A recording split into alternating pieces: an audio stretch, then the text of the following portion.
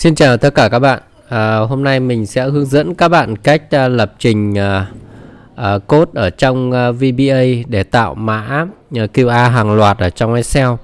Ở hai video trước là mình đã hướng dẫn các bạn cách tạo mã QA ở trong Excel sử dụng những cái ứng dụng có sẵn.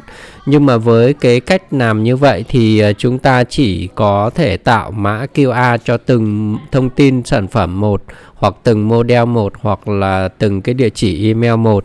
Thì như vậy nó sẽ mất khá nhiều thời gian nếu mà trường hợp chúng ta muốn tạo nhiều mã QA, hàng nghìn mã QA, đúng không ạ? Vậy thì cái video thứ hai là mình cũng đã hướng dẫn các bạn cách là tạo mã QA bằng sử dụng Google Sheet. Thì nó cũng tạo được cái mã QA hàng loạt cho chúng ta. Tuy nhiên là chúng ta sẽ phải mất vài cái thao tác để chúng ta có thể chuyển cái mã QA đó vào trong Excel hoặc là trong Word. Thì hôm nay mình sẽ hướng dẫn các bạn cách là tạo mã QA hàng loạt ở trong Excel bằng cái phương pháp lập trình VBA. Thì với một số bạn mà không biết lập trình VBA thì các bạn có thể là copy cái code của mình để các bạn dán vào và các bạn làm theo. Thì đây là cái đoạn code mà mình đã để sẵn, và sau đó mình sẽ copy và mình lưu ở dưới cái phần mô tả của video, và các bạn có thể copy cái đoạn code này, sau đó là các bạn làm tương tự với cái cách mà mình hướng dẫn các bạn ở đây. Thì tạo mã QA hàng loạt ở trong Excel bây giờ mình sẽ cho các bạn xem nhé. Ví dụ bây giờ mình sẽ nhập cái thông tin ở bên cột B này, thì lập tức cái mã QA nó sẽ tự động nó hiện sang cái cột C này cho chúng ta. Ví dụ bây giờ mình nhập vài con số như này, những cái thông tin bất kỳ nha các bạn nhé. Sau mình Enter. Đấy, thì các bạn thấy lập tức là cái mã QA nó sẽ xuất hiện ở bên cái cột C rồi, đúng không ạ?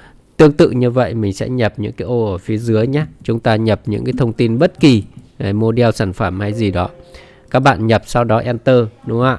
Đấy, thì cái mã QR nó sẽ tự động nó sẽ hiện lên cho chúng ta. Đấy, chúng ta nhập bất kỳ thông tin gì. Đó, đó, các bạn thấy chưa? Đấy, rất là hay đúng không ạ? Đó, các bạn cứ nhập xong, các bạn chuyển con trỏ đi là lập tức là chúng ta đã có mã QA rồi, đúng không ạ? Đây là trường hợp mà chúng ta nhập sau đó mã QA nó xuất hiện. Còn trường hợp mà chúng ta mà có dữ liệu sẵn rồi thì sau đó là chúng ta muốn cái mã QA nó sẽ xuất hiện thì chúng ta cũng làm tương tự. Ví dụ ở đây nhé, mình sẽ nhập cái thông tin ở đây. Đấy, cái phần mình không tô màu vàng nhé. Thế thì bây giờ làm thế nào? Nó có một công thức như thế này, chúng ta chỉ việc kéo xuống đây thôi, thì lập tức là cái mã QA nó sẽ xuất hiện. Cho nên là cái việc là tạo cái mã QA hàng loạt thì nó không có phụ thuộc vào cái việc là các bạn có dữ liệu rồi hay là các bạn chưa có dữ liệu. Đơn giản là chúng ta sẽ tạo một cái code, tạo một cái hàm trong VBA để sau đó là chúng ta dùng nó. Tức là khi mà chúng ta nhập thêm dữ liệu thì lập tức là cái mã QR nó sẽ tự động nó xuất hiện, hoặc là chúng ta có dữ liệu rồi sau đó là chúng ta sẽ dùng cái hàm đó để chúng ta sẽ tạo mã QR. Thì mình sẽ hướng dẫn các bạn cách làm như thế này. Đấy, mình sẽ new cái video này lại và mình new cái file này lại và mình mở một cái file mới hoàn toàn để mình làm, để cho các bạn có thể biết làm từ đầu nhé. Đầu tiên chúng ta sẽ mở một cái file Excel lên như thế này. Đó, mở một file Excel lên như thế này thì các bạn quan sát ở trên cái thẻ cái file Excel của mình nó có cái thẻ developer. Nếu các bạn mà file Excel của các bạn không có thì các bạn chọn vào file này. Đấy, sau đó các bạn chọn là option, đúng không? File option.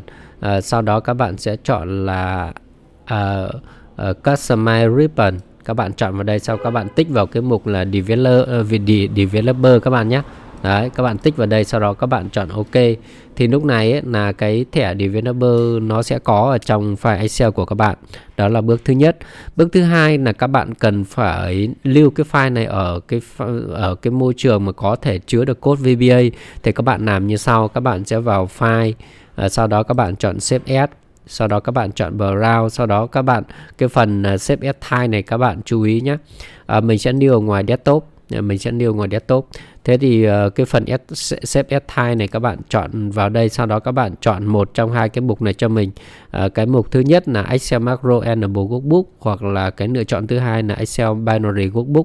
Các bạn chọn một trong hai cái đuôi file này thì cái file Excel của các bạn nó mới chứa được cái code VBA các bạn nhé. Mình chọn là Excel Binary Workbook đó. Rồi sau đó mình chọn Save, mình lưu ngoài desktop. Thì lúc này là chúng ta đã thiết lập được cái môi trường cho cái file Excel của mình nó có thể chứa được cái code VBA rồi. Sau khi mà cái bước thiết lập thành xong thì chúng ta sẽ làm như sau. Các bạn vào thẻ Developer, các bạn chọn Visual Basic. Thì một cái cửa sổ soạn thảo VBA nó sẽ hiện lên như thế này. Đấy, thì lúc này chúng ta sẽ thêm một cái module mới. Các bạn vào Insert, sau đó các bạn chọn module. Đấy, thì cái phần bên này là chúng ta sẽ soạn thảo code ở đây. Nhưng mà để cho nó nhanh, ngắn gọn thì mình sẽ lấy sẵn cái code của mình ở đây.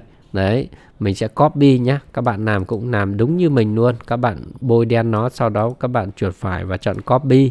Đấy, rồi sau đó các bạn dán ở bên này. Các bạn chọn paste là dán. Rồi sau khi các bạn dán xong thì các bạn lưu lại. Đấy, chúng ta bấm lưu lại. Rồi sau đó chúng ta có thể đóng cái cửa sổ này lại, đúng không ạ?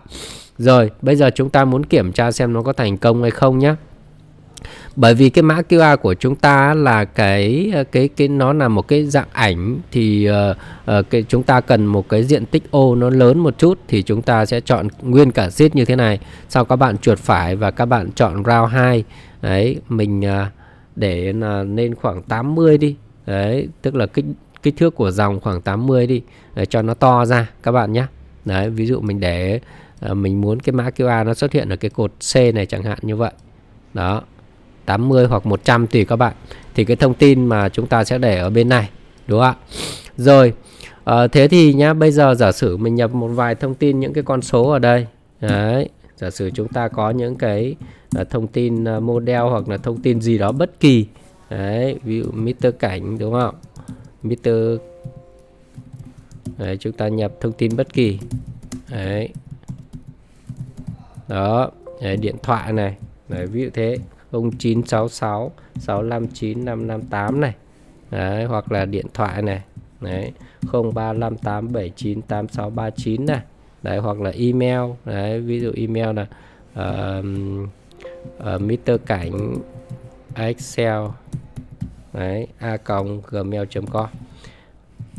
Đó, ví dụ mình ví dụ đây là những cái phần dữ liệu của chúng ta mà chúng ta cần phải tạo mã QR cho nó, ví dụ như thế.